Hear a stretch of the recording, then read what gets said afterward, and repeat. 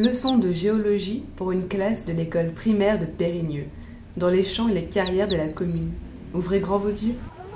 Je sais pas, c'est une pierre un peu bizarre.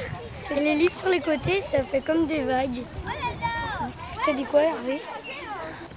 Vous savez, bon, quand on est géologue, mais aussi lorsqu'on est randonneur, on utilise des cartes qui représentent...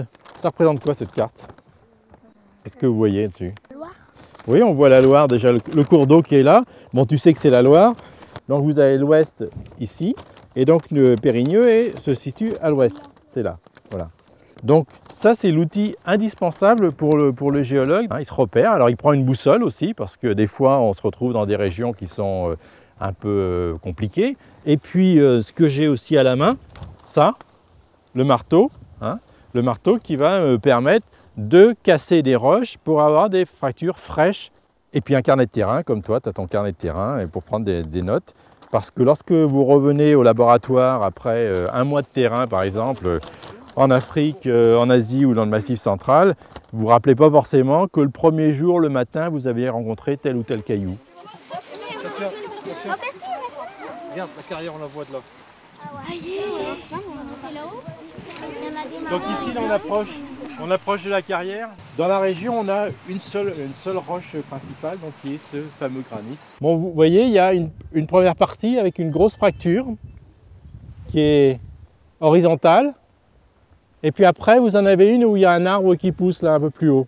Vous avez à peu près 3 parties comme ça. Vous avez une première partie, une deuxième et une autre. Et dans chacune des parties, eh bien, vous avez des fractures qui sont verticales. Vous avez également donc, toute une face effectivement très lisse. Donc cette face très lisse, eh bien, ça correspond à une grande zone de fracture qui a permis en fait, de séparer toute une partie de roche qui est exploitée de l'ensemble de la roche. C'est-à-dire que si on creusait là derrière ce genre de mur, tout lisse, eh bien, on aura encore de la roche. Voilà. Et donc vous l'avez déjà étudié en classe, vous savez que ça s'appelle un granit. Alors c'est un granit clair. Vous voyez, il est plutôt blanc, gris, rose un peu. Donc les scientifiques, les géologues, ils appellent ça un leucogranite parce que leuco, ça veut dire clair. Puis avant, on peut penser que le granit, avant, c'était du magma qui avait été liquide.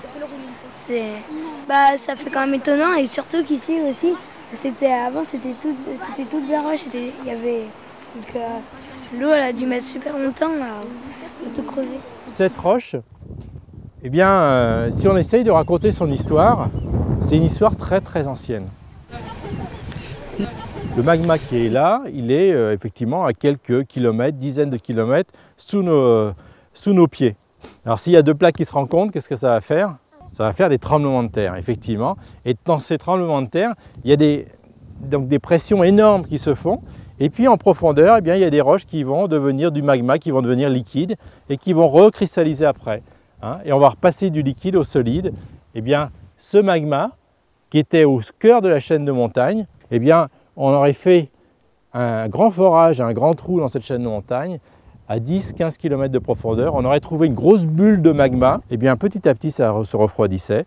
Eh bien, ça donnait petit à petit ce granit. Donc, le granit qui s'est formé il y a 300 millions d'années en profondeur, il arrive en surface. Et donc, il a fallu à peu près 50 millions d'années pour qu'il y ait toute la chaîne de montagne qui était là il y a 300 millions d'années disparaisse jusqu'au moment où les premiers dinosaures sont arrivés sur la Terre.